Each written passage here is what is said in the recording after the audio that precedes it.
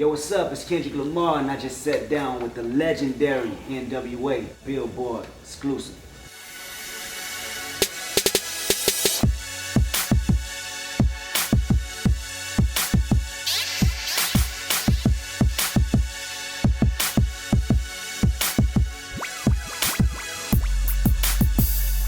K-Dot. What's happening? What's up with it? Man, I'm tripping out right now, man. I'm bugging.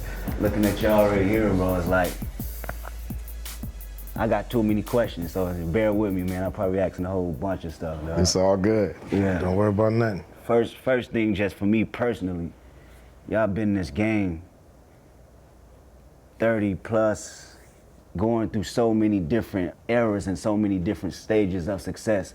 How do you manage to keep the sanity up there, period? I can just speak for myself. The way I keep my sanity is because of the love that I have for the music and the passion that I have for this hip hop thing. You know, I can't let anything get in the way of that because it's like, first of all, it's my first love, the music and this thing that we do. And I'm gonna protect that. I'm gonna protect how I'm able to keep creating. So that's one of the main ways that I maintain my sanity. Right, right. Early in the game, when I was, you know, still young, still not really sure how far it was gonna take me, I made a vow to myself that I wouldn't let the game change me. That I was just gonna be myself no matter from the clubhouse to corporate. I'ma just be myself and let the chips fall where they may, but at the end of the day, I'ma still be happy with who I am. You know, whether I blow up and then fall off or whatever, I just vowed that I was gonna be happy with who I am no matter what's my status in the game. Exactly. It's weird because it's almost like an unspoken thing that we all set for ourselves, and we all have maintained that thing. We're not gonna let anything change us. We're gonna approach this shit exactly the way we want, and we're gonna do our best at it. Since day one amongst each other. Yeah. That's how y'all felt. Me, the way I keep saying, man, I try to put God first. Try to stay away from the fakes. You know what I'm saying? Don't take everything so serious and just do it like that. Let everything fall like it's gonna fall. Me, I just stayed the same, you know.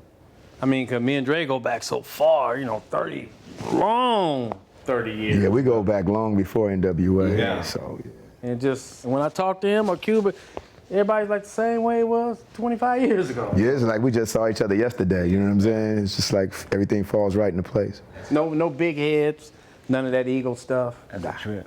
That's a trip. How do y'all balance this lifestyle with the, you know, your family? You know what I'm saying? I try to keep it separate. Like my family, like when I do stuff, they really don't be around that much. You know, probably like every once in a while, but that's how it is. Because it's too many, to me, it's too many fakes in the game. And I don't want my family exposed to all them fakes. Cause I done went through it. We all went through it, like coming up, we went through like so many shady characters.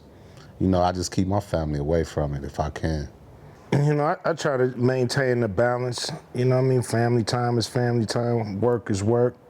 Try to separate the two. But you know, as my kids got older and are getting older, they want to be part of the business. So how they want to be a part of it, whether they want to be in front of the camera like O'Shea Jr. is doing with Straight Outta Compton movie, or they want to be behind the scenes like my other son, Daryl, who's, you know, into the producing tip. So, you know, it's really what they want to do, and I'll try to get them the knowledge and then provide them with an avenue, but it all comes down to their talent and their hunger, and that they keep it in perspective too, that family is family and this is business.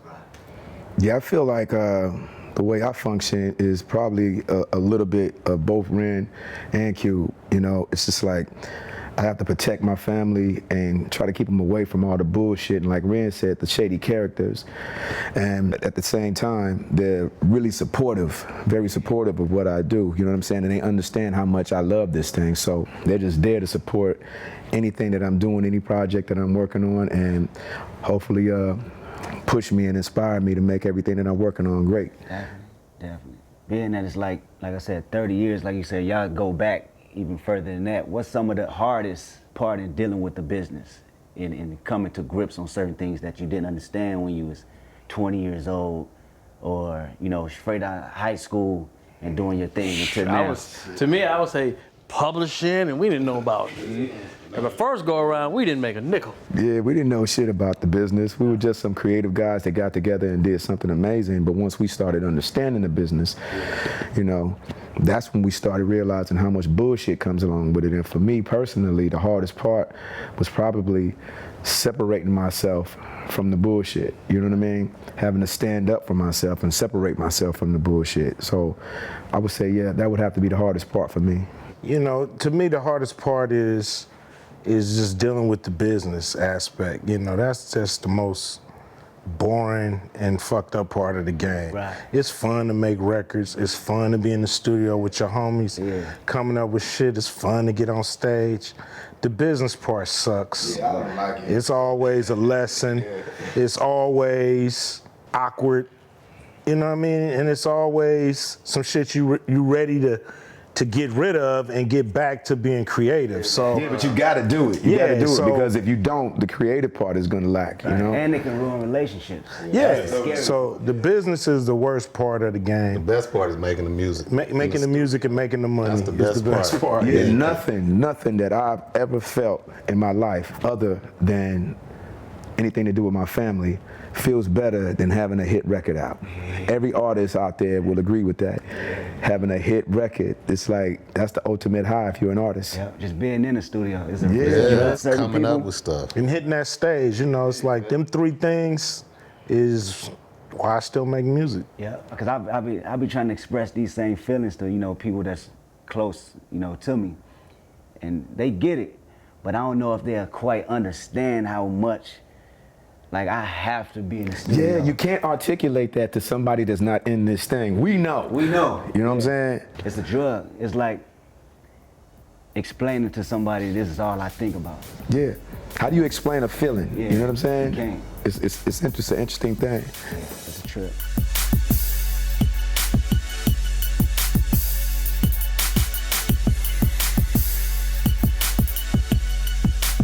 Me being a student, one of y'all offsprings for sure, I'm sure y'all know, you know, anything that I do, it always come from what y'all done, period.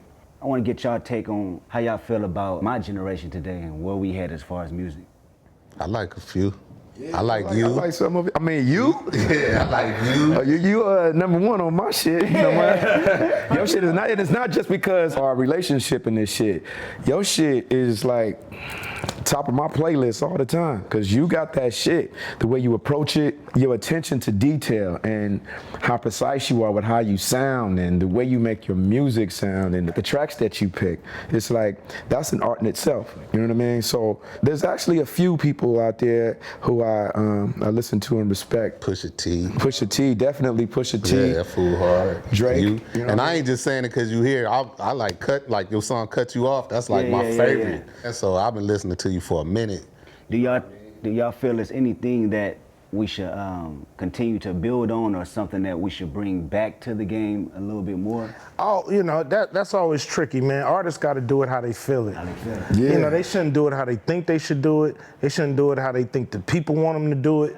They should do it how they feel it and go from there. And you'll always be happy and satisfied. You know, hip hop and the artists got so focused on results. Yeah. You know, what my record sell? What is this? That ain't got nothing to do with you creating the music. Yeah, it has nothing to do. You know, when we started this thing, it's not for the money. It's for the music. It's for the love of the music. And if you treat her right, she's gonna treat you right. The minute you come in this thing and you're in it to make money, yeah, your time is limited in this motherfucker, man. Think about when we started. It was no money. We went in there and made what we want to do. F the police, you know, whatever we wanted to do. What was the model? They like it, great. If they don't, fuck them. I respect MCs when they try to be totally different from everybody else. Like if you got everybody trying to be the same, that turned me off as an MC. Right. Like Be I like, yourself. yeah, I like people that's different, creative, and bring something new to the game. Just like when we came in, we brought something new to the game. You know what I mean? And that's how it popped off like that. That's ill. That's ill. How do y'all feel N.W.A. changed the history of music? Oh, okay, let me get into that. N.W.A. not only changed music, but we changed pop culture all over the world because we made it all right for artists to be themselves. You know, you didn't have to be squeaky clean to be just as big or bigger than the squeaky clean artists. You know, it was artists out there who wasn't being themselves. You know, on record, there was all these nice guys behind the scenes. You know what I mean? They was thugged out. So we was like, yo, we're gonna be ourselves no matter what. On record, off record, we're gonna be ourselves and let the chips fall where they may. And I think it opened the floodgates for artists who wanted to walk on this side and to be a little raw, you know, and not be so squeaky clean. Worry about being on the radio. And Yeah, all that you know, shit, all you these what I mean? worries that artists used to hold on to them because there was no other avenues, there was no other examples of a person not doing it the square way and being successful. And here we come as the example, not only for musicians, but for all artists. You know, it wouldn't be, you know, shows like South Park and all these shows where, even the reality shows where they bleeping and all that, we started that on the radio, bleeping words out. But the rawness wasn't in the world until N.W.A. said it was okay for you to be yourself. And there you have it. It's the world before N.W.A. and it's the world after N.W.A. Boom. That's crazy. How you feel from the music? How did it change how people view urban, our culture, where we from, and you know, the city and our environment? Because these people didn't actually necessarily know what was going on in the community. Why do you feel they gravitated toward that and wanted to know and, you know, being intrigued by it? I think it was a world that unless you're from, you're not privy to. Unless you're from there, you don't know what's going on there. And here's our records was a safe distance where you could visit Compton from a safe distance. But you can get up close. Yeah, gave all those suburban kids that opportunity to get up experience close. this shit. So now you care. You care about what's going on now because you heard about what's going on. You interested. Now when you hear Compton, you don't be like, what is that? You be like, oh, it's going down there. Let me pay attention. So, you know, paying attention, then we able to shed light on some of the bullshit that's going down too. You know, it just, to me, that's what made people open up to what we was doing, what we was saying. We presented it in a way that they could digest it, they can comprehend it, and they could sympathize with what we was going through. And it's great music. And it's it was great like a shock art. value too. And if we would have did it any softer than what we did, it wouldn't have gotten the attention that it did. You know what I'm saying? Wouldn't have worked. Yeah, it definitely wouldn't have worked. You know? Crazy. I mean, you know the difference nowadays music is, there wasn't that much competition back then. You know, it was the East and the West. It wasn't no West before us. And it just, we came in so different and so real, you know. Back then, you know, we was the underground reporters and all that stuff, but we told what we seen, what goes on in the neighborhood, and now the people like, okay, this is real. 'Cause first, when you say Compton, they frown up and be like, whoa. But now it's like a everyday thing now. It's there, it's established. So tell me this, did y'all have any doubt that they wouldn't accept it? I don't think we really cared, man. Yeah, I never. We didn't even think about that because you know, we had no idea that it was going to blow up this major. You know, because every time we went in the studio, we was basically just trying to make records that was gonna rock our neighborhood or just rock LA. We wanted to become LA stars. We wasn't even thinking any further than Los Angeles, to tell you the truth. Maybe Oakland. You know what I'm saying? Yeah. But that was the limit of our thinking when we went in the studio and made these records. We didn't think nobody cared what we was going through. Locally, but we didn't think like the world would give a damn about gangbanging and dope dealing in LA. Compton and South Central and Long Beach and Watts and all that. It's not a hub of hip hop. You know what I mean? We on the fringes. The hub is Brooklyn, is the Bronx, is Harlem. So we over here thinking we just gonna do stuff that we care about in the hood. Yeah. And this is what went into the record. Just imagine this. We made this record straight out of Compton. Here we are sitting down talking about it fucking 25 years later. Plus, there's a big ass movie coming out and we only spent 6 weeks on this record. It took us 6 weeks to record this record. And that's without recording on the weekends, you know what I mean? Yeah. So that's how much energy we put into it. Like I said, we were just trying to make some records for our neighborhood and to be stars in Los Angeles, and it just went crazy. We was only trying to make a few bucks. We wasn't gold. That's it. That We wasn't had even no a idea thought. what was about to happen. So I'm like, damn, they like that. So when y'all knew it was something bigger than just local in the city, when that hit? So when I started hearing that, they want us to do shows in Chicago, they want us to do shows in Tennessee, and it's like, damn, we ain't locals no more. Right. Oh, also when I saw Axl Rose in one of his videos with an N.W.A hat on, like, what the fuck is that?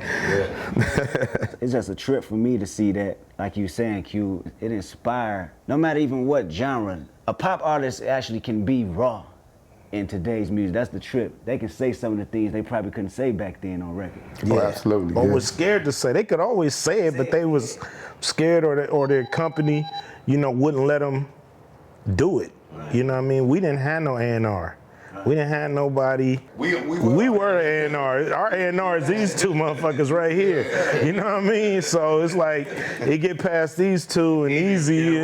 Yeah, so it's like, he wanted it harder, you can harder, say some harder. crazier shit than that. That's how the A&R went. Yeah, so it's just a trip to see how big it's grown. We had our own style. We thought it was just gonna be ours and everybody else was gonna do them. But it's like, we turned hip hop on its ear a little bit. We changed the trajectory of hip hop. Yeah, a lot. We was like, how many times can we say nigga? How many times did we say it last time? We gonna say it more this time. We need more fucks on this record, man. Fuck, nigga. Wow.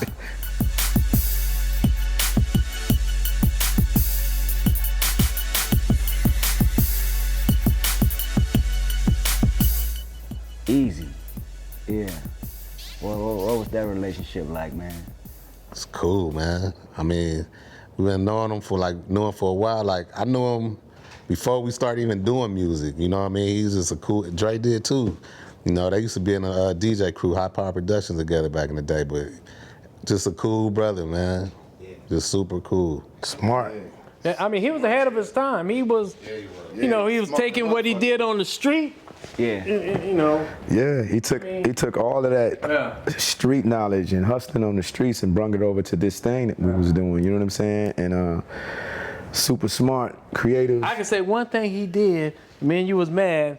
We was trying to get on Island, remember? And we mad. Oh man, we want to get on. He was holding off for priority. He said, because I want the label red, and I wanted, he wanted the label.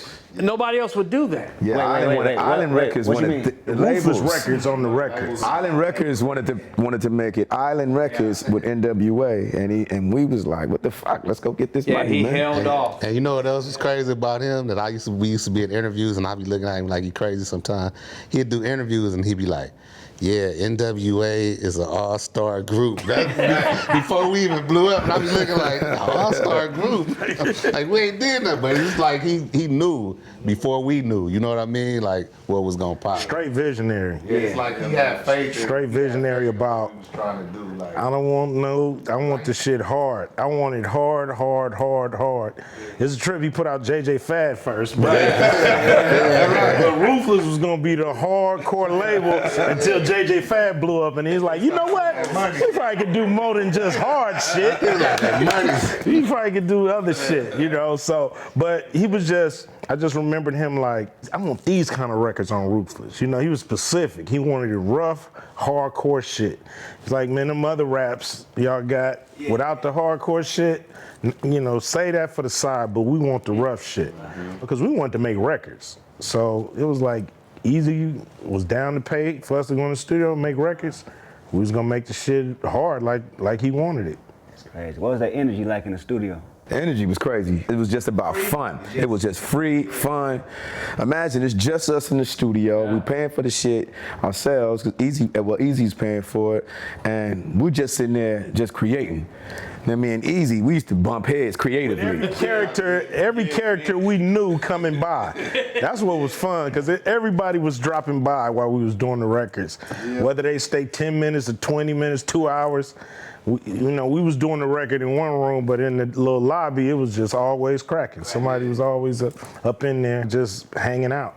That's ill. You said y'all bumped heads creatively all the time? Yeah, me and Easy used to get in arguments all the time about what was gonna go on the record, what wasn't going on the record, like, all the time, you know. But we always come to a cool compromise, and it was always this mutual respect because we knew we were both trying to get something that was great. You know what I'm saying? So we arguing, but we know we're both trying to get something great. It's just about, okay, what the fuck is that gonna be, you know? So we argue, stop, finish the record. Go party. That's crazy. Boiling down, man, when it's all said and done, history, 100 years from now, what would y'all want N.W.A. legacy to say? World's most dangerous group. A group that made it all right for artists to be themselves. Yeah. Totally. Yeah, I just think I would like for us to leave a legacy of inspiration, you know, because, you know, we came from nothing, you know. Dirt, nothing. Yeah. And just that inspiration, and that you can just like do something that's really different. You can go against the grain. You can do something that's outside of the box and still win. And leave a mark that's so big, man. Yeah. You know what I mean? Like, leave that mark, that imprint that's and you know, so big. You Yeah. never pour when you're doing something creative. Right. When you're putting something together creative, you ain't thinking about nothing but that. You know, it's a focus, and it's a energy in doing something positive that helped us be where we are today. You know, I always said we was constructive and not destructive, even though we was living in a destructive neighborhood. You know what I'm saying? We was like, yo, let's take this energy and let's do something fun, positive, and dope, and not just use our time to fuck up the neighborhood even more. So I just think that energy has inspired us and everybody who can hear our story, see our story, and understand our story. Yeah, I was telling Cube this earlier. The group had to break up, not fade away. It had to break up. Everybody went and did their thing. And 26 years later, a movie about us? Poor kids from the streets? I mean, it had to break up to get here. It just, like a snowball was built in 26 years, and bam, I think we're gonna be bigger now than back then. Yeah. It's crazy. Just looking at y'all, man, it seems like y'all still got the same chemistry, even though I wasn't even around looking then. Just hearing the stories, it felt like the same vibe today. It's like crazy, ain't no man. beefs, ain't no nothing. We got a bond that you can't manufacture it, you can't buy it, you gotta go through it. Yeah. And you know, we all look at each other and know what we went through to get where we are. And it's like, we did that shit and we had the courage to do it. You know, there's a lot of obstacles. You know, we went from being just locals in LA to talking and grappling with C. Dolores Tucker and people like Tipper Gore and, you know, the PMRC and the FBI. And, you know, we tangling with some of the biggest power entities out there. You know, it was like all kind of forces against us, and it didn't crack us, break us, turn us into punks. It made us stronger. Make us bite our tongue. It just made us stand up even more, and that's powerful. And I hope the movie, man, make other people that's young out there try to do what we did. You know what I mean? Like, say, I'm gonna go in the studio, we gonna go in here and make something new, fresh. We don't give a damn what nobody say, and maybe one day our shit'll be like theirs. Yeah, and it might not even just, this inspiration is not just dedicated to music, it's whatever the fuck you're doing. You know, any type of art or entertainment, or anything that you're pushing towards, and, you know, people are telling you, you shouldn't do this because of this, you know, just stay strong about what you're trying to do if you really believe in it, and if it's good, keep it cracking, keep pushing, because something can come out of it. I mean, look at us. Yeah. That's it right there. That's it. That's it. You got it? Cool.